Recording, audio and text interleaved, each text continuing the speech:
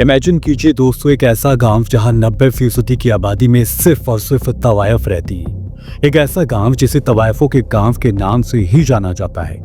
एक ऐसा गांव जहां के बारे में कहा जाता है कि यहाँ पर औरतें बिना किसी मर्दों के बच्चे पैदा कर देती हैं। एक गांव जहां लड़कियों की जिंदगी बचपन से ही दूसरों के फैसलों में कैद हो जाती है। और एक ऐसा गांव जिसकी 300 साल पुरानी कला आज श्राप में तब्दील हो चुकी है। दोस्तों, आज हम बात करने वाले हैं उत्तर प्रदेश के गाजीपुर जिले के बासुका गांव की। एक ऐसा गांव जिसका नाम आज भी लोग अपनी जुबान पर लाने से हिचकिचाहट महसूस करते हैं। लेकिन इस बदनामी के पीछे की सच्चाई आखिर है क्या? क्या ये सिर्फ अफवाह फैलाई गई है या फिर इतिहास का शोषण का नतीजा है, या सचमुच कुछ ऐसा है जो समाज हमेशा से ही छिपाने की कोशिश करता आ रहा है? तो चलिए दोस्तों, आज परत दर परत इस मिस्ट्री को, इस रहस्य को समझने की कोशिश करते हैं इस वीडियो के माध्यम से। सबसे पहले बात कि इस गांव का नाम सुनकर लोग डरते क्यों हैं या फिर इसका नाम लेने में हिचकिचाते क्यों हैं। बसुका गाजीपुर के भदौरा ब्लॉक के पास एक बसा हुआ बड़ा सा गांव है। करीब 6,500 वोटर इस इलाके में आते हैं, जो अलग अलग जातियों से आते हैं, अलग अलग धर्म को मानने वाले हैं। लेकिन एक चीज इसे बाकी सभी गांवों से बिल्कुल जुदा बना देती है, जो है इसका बाहर का इलाका, जहां आज भी तवायफों की बस्ती बसी हुई है और जिस्म फरोशी का धंधा यहाँ पर किया जाता है। सोशल मीडिया पर इस गांव का नाम इसीलिए गूंजता है क्योंकि यहाँ की महिलाओं ने खुलेआम खुद इस बात को कबूल किया है कि हाँ, हम यहाँ पर जिस्म फरोशी का काम करते हैं और यही हमारी जिंदगी जीने का तरीका है। और इसी वजह से लोग यहाँ रिश्ता करने से भी डरते हैं, यहाँ तक कि लोग इस गांव का नाम तक नहीं बताना चाहते। आखिर इस गांव की बदनामी कहाँ से आई और इस गांव का इतिहास क्या है? दोस्तों, आपको जानकर हैरानी होगी कि इस गांव की बदनामी आज की नहीं है, बल्कि इसकी जड़ें 300 साल पुरानी परंपरा में दफन है। बसुका गांव के रहने वाले दुष्यनाथ यादव, जो कि यहाँ के इलाकाई लोग हैं, वो कहते हैं करीब 3 सदी पहले यहाँ की भैंस चराने वाली घुमंतु जातियां धीरे धीरे नृत्य और गायन की कला में लग गई थी। आगे चलकर इनकी तादाद बढ़ने लगी और वो नृत्य जाति के रूप में अपनी पहचान बनाने में कामयाब होने लगे। आजादी से पहले यहाँ पर मुजरे हुआ करते थे, ठुमरी की महफिलें सजा करती थी, बड़े बड़े जमींदार यहाँ पर आते थे, अमीर लोग यहाँ पर आते थे और बनारस और बिहार के कलाकार यहाँ पर अपनी कला का प्रदर्शन किया करते थे। लोग उस दौर में इस कला को इज्जत दिया करते थे और इसे इज्जत का हिस्सा माना करते थे। लेकिन जैसे ही आजादी मिली, उसके बाद समाज धीरे धीरे बदलना शुरू हो गया। मुजरा बंद करा दिया गया, कोठे उजाड़ दिए गए और इन कोठों में काम करने वाली कलाकारों को दर दर की ठोकर खाने पर मजबूर होना पड़ गया। कोई इन्हें काम देने वाला नहीं था, कोई इनका हाल जानने वाला नहीं था। मतलब तवायफों की कला, जो कभी भारतीय संस्कृति का हिस्सा मानी जाया करती थी, वो वक्त के साथ साथ लगभग खत्म हो गई और इस कला की जगह अब वेश्यावृत्ति ने ले ली, जिससे गांव की बदनामी होना शुरू हो गया और वो तब से लेकर आज तक जारी है। दलीलें तो ये भी दी जाती हैं कि इन औरतों के पास कोठों के उजड़ने के बाद ना तो नौकरी थी, ना कोई जमीन और ना ही कोई दूसरा रास्ता।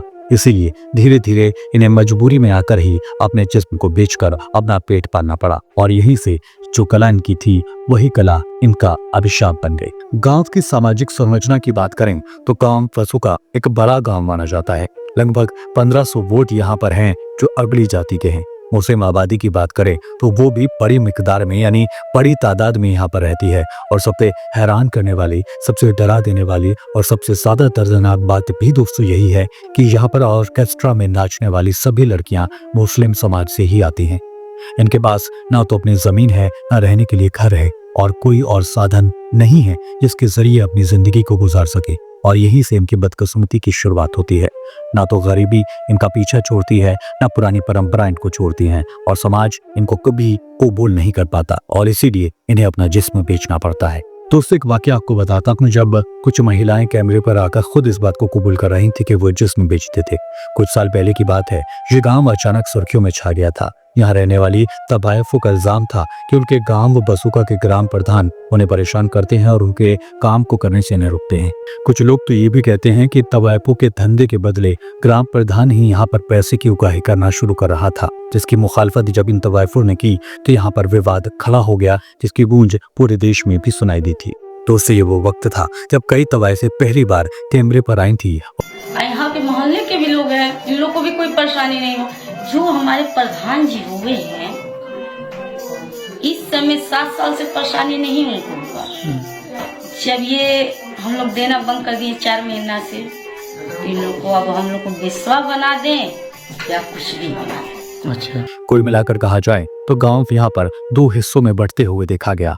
एक पक्ष तो वो था जो इनकी कला को समझता था और ये कहता था कि यहाँ पर कोई गलत काम नहीं होता और गांव को बेवजह बदनाम किया जा रहा है। तो दूसरा पक्ष वो था जो कहता था कि अपनी कला की आड़ में अपने जिस्म को बेचने का काम करती हैं, लिहाजा इनको यहाँ से बाहर निकाला जाए। खैर दोस्तों, अब तबस्सुम की एक कहानी बताता हूँ। जाहिर तौर पर तबस्सुम एक मनगढ़ंत नाम है, लेकिन ये महिला सच बोल रही है। इसकी बात का हिस्सा आपको परेशान कर सकता है। तबस्सुम बताती है कि उसे 13 साल की उम्र में इसी गंदे धंधे में उतार दिया गया था और यहाँ पर 10 से 12 साल की बच्चियों को दवा देकर जल्दी ही जवान बनाया जाता था। यहाँ तक कि तबस्सुम इस बात को भी मानती है कि उसकी भी एक नाजायज औलाद इस दुनिया में है। तबस्सुम की आवाज कांपती है जब वो इस बात का इजहार करती है कि स्कूल में अपनी बेटी के पिता की जगह उसने अपने भाई का नाम लिखवाया क्योंकि उसके पिता ने इसको कबूल नहीं किया।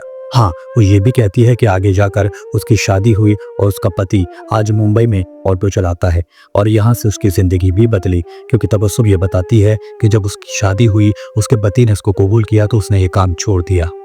ऑटो की चलने से कमाई होना शुरू हुआ, जिसकी एवज में आज तबस्सुम का अपना गाँव में 29 लाख रुपए का फ्लैट है जो कि बनारस में बना हुआ है। घर भी बना लिया है, जमीन भी ले ली है।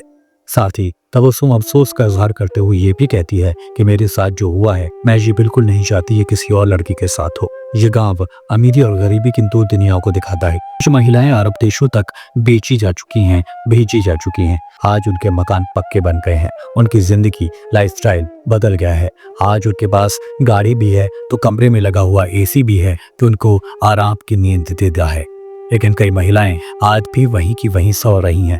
2 वक्त की रोटी के लिए उन्हें आज भी अपना जिस्म बेचना पड़ता है क्योंकि काम उन्हें नहीं मिलता, पढ़ाई के नसीब में नहीं, सुरक्षा की बात होती नहीं और कोई तो उसका चारा बचा नहीं है। ये एक ऐसी दुनिया है जहाँ किस्मत सब कुछ तय करती है। हालांकि मुजरा कला से जुड़े लोग इस वेश्यावृत्ति की बात को गलत भी बताते हैं। एक तबला वादक मोहम्मद शाहिद, जिनका नाम यहाँ बदला गया है, उनका कहना है कि उनके दादा और परदादा तबला बजाया करते थे, तब हम कलाकार कहलाया करते थे, लेकिन आज हमारी पहचान वेश्यावृत्ति के काम करने वालों की हो गई है। एक और तवायफ कुरिया ये कहती है हम ठुमरी और सोहर गाते हैं। तवायफ और वैश्या में फर्क भी होता है। तो ये विवाद कुछ साल पहले सभी के सामने आया था। एक लंबी जद्दोजहद के बाद प्रशासन ने हालांकि इन तमाम बातों पर दखल अंदाजी के बाद विराम लगा दिया था। महिलाओं को अपने पेशे के मुताबिक काम करने की परमिशन यहाँ पर दे दी गई और तभी से लेकर अब तक यहाँ पर खुलेआम जिस्म फरोशी का काम होता है। ये काम आज तक अपनी बदहाली को रोता है। बसुका एक बदनाम काम के तौर पर ही अपनी पहचान बनाए हुए है। बसुका गांव की कहानी एक सवाल तो उससे यहाँ जरूर छोड़ती है। सवाल ये कि क्या कला सच में पाप बन सकती है? क्या समाज की बंदिशें किसी लड़की की किस्मत को तय कर सकती है कि वो आम लड़की रहेगी या फिर जिस्म बेच कर अपना गुजारा करेगी? और ये कहानी सिर्फ बासुका गांव की नहीं है, ये कहानी उस भारत की है जहाँ परंपरा, गरीबी, शोषण, राजनीति और समाज की जंजीरें मिलकर कई औरतों की, कई महिलाओं की, कई बच्चियों की जिंदगी को बर्बाद करके रख देती हैं। अगर आप चाहते हैं कि इस तरह की कहानियां देश तक पहुंचे ताकि ये तस्वीर भी लोगों तक पहुंच पाए तो इस वीडियो को ज्यादा से ज्यादा शेयर करें, लाइक करें। साथ ही हमारे चैनल को सब्सक्राइब जरूर करें ताकि इसी तरह की बाकी वीडियो की आप देख पाएं। साथ ही आपसे गुजारिश चलते यही है कि सिर्फ सब्सक्राइब ना करें बल्कि बेल आइकन को दबाना ना भूलें। बेल आइकन दबाएंगे तभी हमारी वीडियो आप तक पहुंच पाएगी, नहीं तो हमारी वीडियो आप तक नहीं पहुंच पाएंगे। इसलिए आप तमाम लोगों से गुजारिश है कि चैनल को सब्सक्राइब करने के बाद बेल आइकन जरूर दबाएं। फिर होगी मुलाकात। नमस्कार।